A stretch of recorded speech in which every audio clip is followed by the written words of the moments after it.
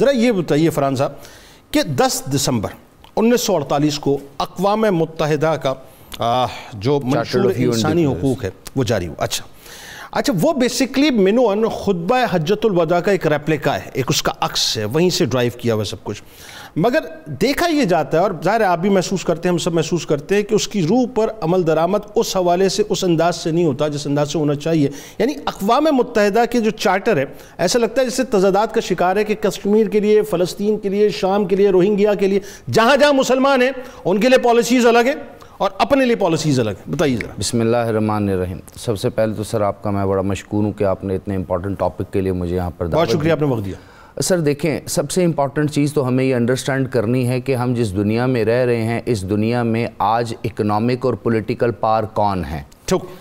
ہمارے ہاں آج ہمارے اپنے جتنے بھی نعرے ہیں، ہمارے جتنے بھی دعوے ہیں، ہماری جتنی بھی اسلام کی تاریخ ہے، انفارچونیٹلی کیا ہم اس کے وارث بن سکے اس طرح سے؟ کیا ہم نے ان لیٹر اینڈ اسپرٹ نبی پاک صلی اللہ علیہ وآلہ وسلم کے دین کو اس طرح اسٹیبلش کیا جو ہمارے پر فرض تھا؟ پہلی بات. دوسری بات سر دیکھیں، دنیا بڑی پریگمیٹک اور پریکٹیکل ڈیسیژن میکنگ کرتی ہے. بالکل ایسا ہی ہے. 1948 10 دسمبر یونائٹڈ نیشن کا ڈکلیریشن آف ہیومن رائٹس جو ہے وہ بیسیکلی ہر قسم کی پروٹیکشن دیتا ہے. پہلے 30 آرٹیکل اور ٹوٹل 30 آرٹیکلز کی اگر آپ سپرفیشل اس کی ڈیٹیل ہی دیکھ لیں، اوپر سے بیسک کانسیپٹس دیکھ لیں تو آپ کسی کو ڈیٹین نہیں کر سکتے. فریڈم آف سپیچ سب کے پاس ہونی چاہیے، کسی کو سلیو نہیں بنا سکتے، فریڈم آف ایکسپریشن ہونا چاہیے، فریڈم آف ریلیجن ہونا چاہیے، فریڈم آف ٹریولنگ ہونا چاہیے. یہ تمام چیزیں انہوں نے رکھ دی. بٹ کیا ہم غور سے دیکھیں اسلامی بلاک کے اندر، مسلم ورلڈ کے اندر، مسلم دنیا کے اندر ہم نے کسی ایک جگہ پر بھی اکٹھے ہونے کا کوئی فیصلہ کیا؟ یہ تو ایسا لگتا ہے کہ ناممکنات میں سے پہلی چیز. دوسری چیز، کیا ہم نے اسلامی معیشتی نظام کی ترقی کے لیے کوئی کام کیا؟ نو وے. تیسری چیز، کیا ہم نے آج تک ان 70-74 سالوں میں کوئی ایسی ایک ایگزامپل اسٹیبلش کی کہ لوگ اسلامی سیاسی، معاشی اور معیشتی نظام کو سمجھ سکیں اور اس کو اڈاپٹ کر سکیں؟ اصل پاکستان میں تو پھر خال کوششیں کرنے کی کوشش کی گئی. ہم تو اپنے حصے کی آج بھی کوشش کر رہے ہیں. اسلامی بلاک نے ایسا نہیں کیا. اب آ جاتے ہیں بات کہ دنیا کس سسٹم یا کس رول کے تحت چلتی ہے. تو سر دیکھیں، ہم رہ رہے ہیں بہت زیادہ ریئلسٹ ورلڈ آرڈر میں جہاں سیلف انٹرسٹ ہوتا ہے، ریاست کا انٹرسٹ ہوتا ہے، ہر ملک اپنے مقاصد کو پرسو کرتا ہے. بالکل ٹھیک ہے. اس ریالٹی کو ہم نے سمجھنا ہے. پہلی بات. ٹھیک ہے. دوسری بات، ہم ایک ایسی دنیا میں بھی رہ رہے ہیں جہاں پر ہماری ایک بہت بڑی عالی شان تاریخ دنیا کو یاد ہے، ہم بھلا بیٹھے ہیں اپنے کلچر اور اپنی تاریخ کو. ان کو آج بھی کروسیڈ یاد ہے، ان کو ہماری یہاں پھانس چکتی رہتی ہے. بالکل. اور اس کے ساتھ ساتھ ان کو جس طرح مفتی صاحب نے حضرت عمر فاروق رضی اللہ تعالیٰ عنہ کا ذکر فرمایا، ان کو ہمارا اسوہ حسنہ، صحابہ کرام کا اسوہ حسنہ، ان کی اقدار بھی یاد ہے کہ اگر یہ لوگ اپنے اوریجنل دین پہ واپس چلے گئے، اپنے اکنامک، پولیٹیکل اور سوشل سسٹم کو واپس اسٹیبلش کر دیا تو دوبارہ اسلام کا ورلڈ آرڈر آ جائے گا. اس لیے بھی وہ بیچ میں سے آپ کے ساتھ کبھی کلچرل انویژن کرتے ہیں، کبھی سودی نظام آپ کو دیتے ہیں، اور کبھی آپ کے ہاں بڑے بڑے پولیٹیشنز اور بڑے بڑے سرداروں کو ڈائریکٹلی یا انڈائریکٹلی سپورٹ کرتے ہیں تاکہ وہ ملک کے اندر ڈویژن کریٹ کریں. فرحان بھائی ایک بات بتائیے پریسائزلی، ہم تھوڑا سا اس طرف بھی آتے ہیں.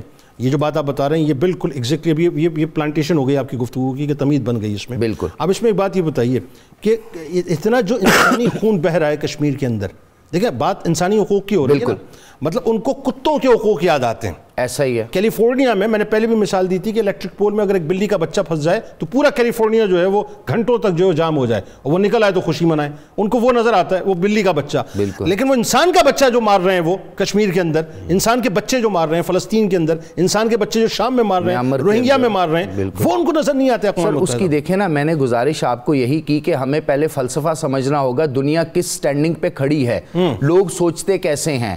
UN جنرل اسمبلی میں جو ڈیسیژن میکنگ ہے وہ کیسے ہوتی ہے, house of representative U S A میں کیسے کام ہوتا ہے, house of common and house of lords میں یو کے میں کیسے کام ہوتا ہے, جب یہ بڑے ممالک G8 G7 کی میٹنگز کرتے ہیں تو ان کے دماغ میں کیا چیزیں چل رہی ہوتی ہیں, ہم نے اس کانسیپٹ کو انڈرسٹینڈ کرنا ہے. تو وہ ہمیں تو سیکنڈ سٹیزن گلوبل دیکھیں نا, آج کل کا دور ہے گلوبلائزیشن کے بارے میں, وی آل آر گلوبل سٹیزن, تو ہمیں تو تھرڈ کلاس سٹیزن بھی نہیں سمجھتے, تو پھر ہمارے ساتھ تو ایسے ہوگا. دوسری بڑی بات, ایک خامی ہمارے اپنی ذات کے اندر بھی ہے نا.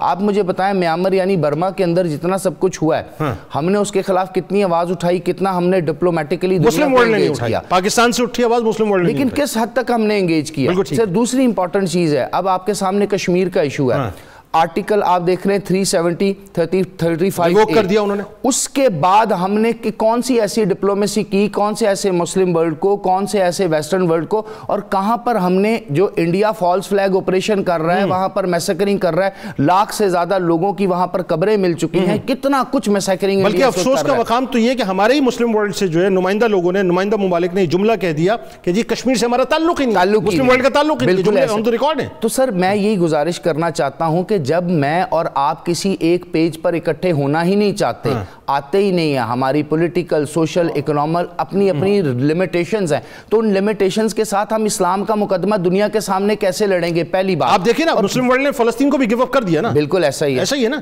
جی. وہ کیوں گیو اپ کیا ہے؟ کیونکہ الٹرنیٹیو آپ کو اکنامک اپرچونٹیز دی جا رہی ہیں, الٹرنیٹیو آپ کو دنیا کے اندر بہت سی رسائیاں دی جا رہی ہیں. اور پاکستان دیکھیں, پاکستان ایک نظریاتی اساس کے اوپر بننے والی ایک اسلامی ریاست ہے, اور ہمارا سب سے بڑا قصور بھی یہ ہے کہ ہم اپنی نظریات پہ آج کھڑے ہیں, جس کی وجہ سے پوری دنیا ہمیں آئسولیٹ بھی کر رہی ہے, چاہے وہ اکنامک آئسولیشن ہو, پولیٹیکل آئسولیشن ہو, یا پھر آپ کسی اور پرسپیکٹیو میں دیکھیں, ہماری سوسائٹی کو دیکھیں, یا پوری دنیا کے اندر ہمیں برا بھلا کہا جاتا ہے. دیکھیں جب نیوزی لینڈ میں واقعہ ہوا تھا تو کتنی میڈیا کوریج ملی, کچھ نہیں. جب کینیڈا میں واقعہ ہوتا ہے کتنی میڈیا کوریج ملتی ہے, امریکہ کے اندر واقعات ہوتے ہیں کتنی. لیکن جب پاکستان میں ایک ایسا شخص جس نے شاید پورے طریقے سے صحیح طرح سے کبھی نماز بھی نہ پڑھی ہو, جب وہ یہ حرکت کرتا ہے تو آپ اسلام کا نام لے آتے ہیں, حالانکہ اسلام کا اس سے کسی چیز سے دور دور تک کا تعلق, یعنی وہ ہر بات کو اسلام سے جوڑتے ہیں. یعنی میری اپنی ذات کی بھی تو غلطی ہو سکتی ہے. پھر آپ یہ دیکھیں کہ CNN, فاکس, BBC, جتنے بھی مطلب روئٹرز وغیرہ, جتنے انٹرنیشنل مطلب جو ہے وہ اپنا میڈیا ہے, وہ سارا کا سارا اس کو پورے ایک سٹوری بنا کے پیش کرتا ہے. بالکل ایسے. بلکہ میں ایک سٹوری آپ کو بتاؤں کہ نیوز ویک میں وہ کور پیج کے اوپر انہوں نے جملہ لکھا کہ عراق جو ہے وہ دنیا کا خطرناک ترین ملک نہیں ہے, پاکستان دنیا کا خطرناک ترین ملک